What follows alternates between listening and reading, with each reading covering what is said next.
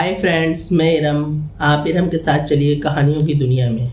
मैं जो आपको आज एक कहानी सुनाने जा रही हूँ वो सिकंदर आज़म की कहानी है। यूनानी बादशाह के दरबारी घोड़ दौड़ के मैदान में जमा थे। सबकी निगाहें उस मुँह जोर घोड़े पर जमी हुई थीं जो किसी शहसवार को करीब भटकने नहीं दे रहा था।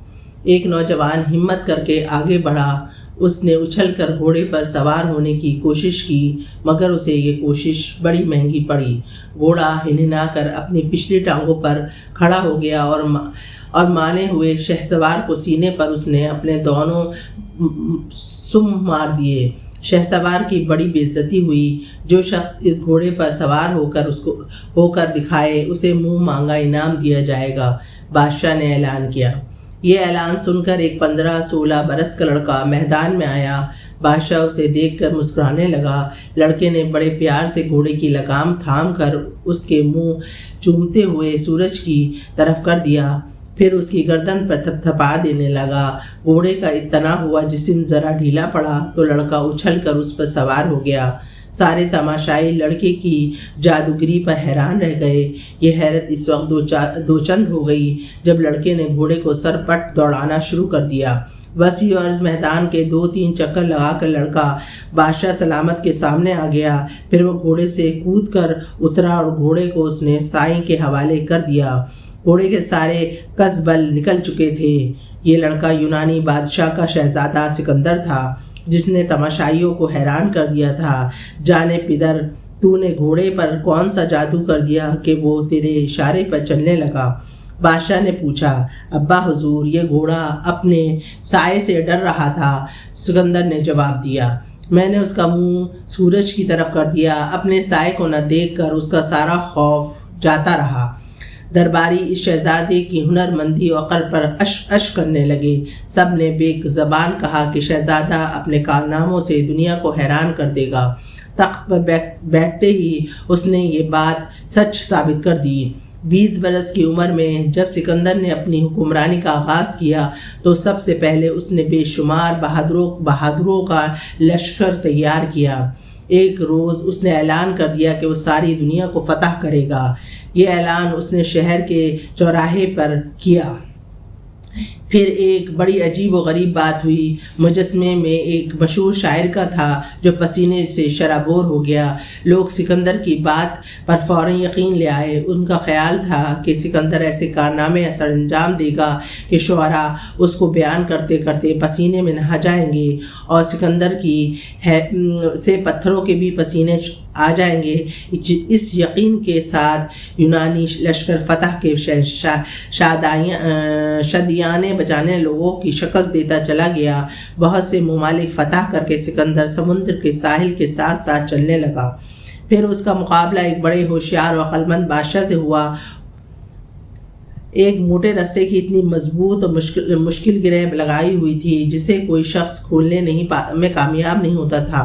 इस मुल्क के लोग का अक़ीदा था कि जो शख्स इस ग्रह को खोल देगा वो सारे एशिया पर हुक्मरानी करेगा। ये बात अगरचे बड़ी अजीब सी लगती थी, लेकिन उसका क्या इलाज कि यूनानी लश्कर भी इस पर ईमान ले आया। मैं इस ग्रह को 1 मिनट में खोल कर दिखाऊंगा, सिकंदर ने ग्रह को बगौल देखते हुए कहा। फिर हज़ारों तमाशाइयों के सामने अपनी तलवार म्यान से निकाली और एक भरपूर वार किया। गिरह को 2 हिस्सों में तकसीम कर दिया।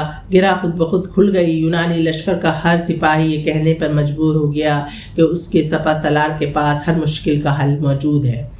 सिकंदर ने मुल्क मिस्र को एक ही हमले में फतह कर लिया और दरियाए नील के किनारे अपनी बेमिसाल फतह की याद में सिकंदरिया नामी शहर आबाद किया। इस ज़माने में मिस्र का इलाका ईरानी शहंशाह की सल्तनत में शामिल था। दारा को जब इस शिकस्त की खबर हुई तो वह ज़ख्मी शेर की तरह दहाड़ने लगा। उसने कहा, मैं इस नादान लड़के को ऐसा सबक सिखाऊंगा कि उसकी 7 पुश्तें याद रखेंगी। चुनाचे वो ईरानी बहादुरों को अजीम लक्ष्य लेकर मैदान जंग में उतरा। उधर सिकंदर के सिपाही दुश्मन की तादाद को देखकर जरा घबराने लगे तो सिकंदर ने कहा, भेड़ बकरियों की तादाद अगर ज़्यादा हो तो अकेला शेर को नहीं डरना चाहिए, हम तो फिर भी हज़ारों लाखों की तादाद में हैं। شہر بابل کے سامنے دونوں فوجوں کا مقابلہ ہوا، پھر ایسا گھمسان کا رن ہوا کہ کسی نے دیکھا نہ سنا۔ دارا اپنے حفاظتی دستے لے کر دشمن پر حملہ آور ہوا۔ سکندر اسی موقع کی تلاش میں تھا۔ ادھر سپاہیوں کی سر کٹ کٹ کر کندھوں سے جدا ہو رہے تھے۔ سکندر نے اپنے بہادروں کو حکم دیا، دارا کے گھوڑے پر تیروں کی بارش برسا دو۔ ادھر گھوڑے کی پشت پر جب پہلا تیر لگا تو گھوڑا اپنے سوار کو لے کر میدان سے بھاگا۔ کئی کوس دور جا کر اس نے دم لیا۔ بادشاہ کو موجود نہ پا کر ایرانی فوج کے پاؤں اکھڑ گئے۔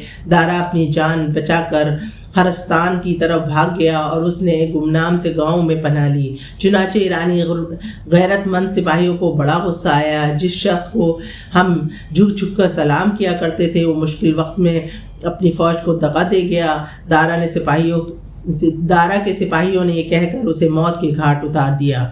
اس طرح سکندر کے راستے کی سب سے بڑی رکاوٹ دور ہو گئی۔ اب سکندر نے اپنے گھوڑے کا رخ ہندوستان کی طرف کیا۔ سکندر ساری دنیا فتح کرنے نکلا تھا۔ اس نے لشکر کو آگے بڑھنے کا حکم دیا، لیکن فوج کے سامنے ایک دریا آ گیا۔ دریا کے کنارے پر ایک بہادر حکمراں کی فوج کھڑی تھی، وہ فوج جو یونانی لشکر کے دانت کھٹے کر سکتی تھی۔ دشمن کی نگاہوں میں آئے بغیر دریا کو کیسے پار کیا جائے؟ سکندر نے اپنے سپاہیوں سے پوچھا، کسی مقامی شخص کی تلاش کیا جائے، اس دریا کے چپے چپے سے واقف ہو۔ سرداروں نے مشورہ دیا۔ قریبی بستی سے ایک مچھوارے کی خدمت حاصل کی گئی اور یونانی لشکر دریا کی مختلف سمت چلتا ہوا ایک جگہ پہنچا جہاں سے دریا کو بآسانی پار کیا جا سکتا تھا۔ اس روز موسلا دھار بارش ہو رہی تھی اور دریا میں طوفانی آئی ہوئی تھی۔ بہادر راجا کو خبر تک نہ ہو سکی اور یونانی لشکر اس کے سر پر آ پہنچا۔ اس راجا کا نام پورس تھا۔ پورس کے سپاہی بھاری کمانوں سے تیر چلانے کے عادی تھے۔ بعض اوقات اس کمان کا ایک سرا زمین پر رکھنا پڑتا تھا۔ راجا کی رتھ بھی بہت بڑے بڑے تھے۔ اس کے مقابلے میں یونانی سپاہیوں کے ہتھیار ہلکے پھلکے تھے۔ راجا پورس کو اپنی جنگی ہتھیاروں پر ناز تھا۔ یہ ہاتھی اتنے خوفناک تھے کہ پل بھر میں دشمن فوج کو تباہ کر سکتے تھے۔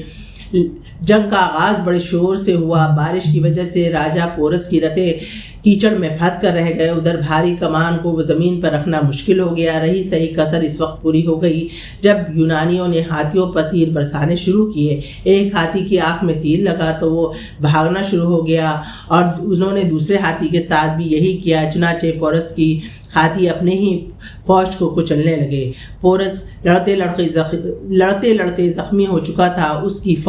اس کے زخمی ہوتے ہی فوج بھاگ کھڑی ہوئی۔ راجا البتہ میدان میں ڈٹا رہا۔ اسے گرفتار کر کے سکندر کے سامنے پیش کیا گیا۔ تم نے ہمارے مقابلے میں آنے کی جرت کیسے کی؟ سکندر نے گرج کر سوال کیا۔ تو کیا میں بزدلوں کی طرح آگے بڑھ کر جناب کا استقبال کرتا؟ مجھے حالات کی وجہ سے شکست ہوئی، تمہارا اس میں کوئی کمال نہیں، راجا نے بے خوف ہو کر جواب دیا۔ اچھا بتاؤ تمہارے ساتھ اب کیا سلوک کیا جائے؟ سکندر نے پوچھا۔ جو سلوک بادشاہوں کے ساتھ کرتے ہیں۔ راجا پورس کا یہ جواب اس قدر لاجواب تھا کہ سکندر حریف کی بہادری کا قائل ہو گیا اور شکست کھائے ہوئے حکمراں کو اپنا دوست بنا لیا۔ یہاں سے کوچ کر کے سکندر پنجاب کے آخری حد تک جا پہنچا۔ آخر اس کے سپاہیوں نے مزید پیش قدمی سے انکار کر دیا۔ مجبوراً سکندر کو واپس لوٹنا پڑا۔ اس کا قیام بابل میں تھا جب لوگوں نے اس کے بت بنا کر اس کی پوجا کرنی شروع کر دی۔ عین عالم شباب میں ایک روز وہ اچانک ہی ملک کے مالک حقیقی سے جا ملا۔ انسان اگر اپنی صلاحیتوں سے پوری طرح کام کرے تو وہ ناممکن کو ممکن کر سکتا ہے۔ سکندر نے اپنی مختصر سی عمر میں واقعی دنیا کا نقشہ بدل ڈالا تھا، اسی لیے لوگ اسے سکندر اعظم کے نام سے یاد کرتے ہیں۔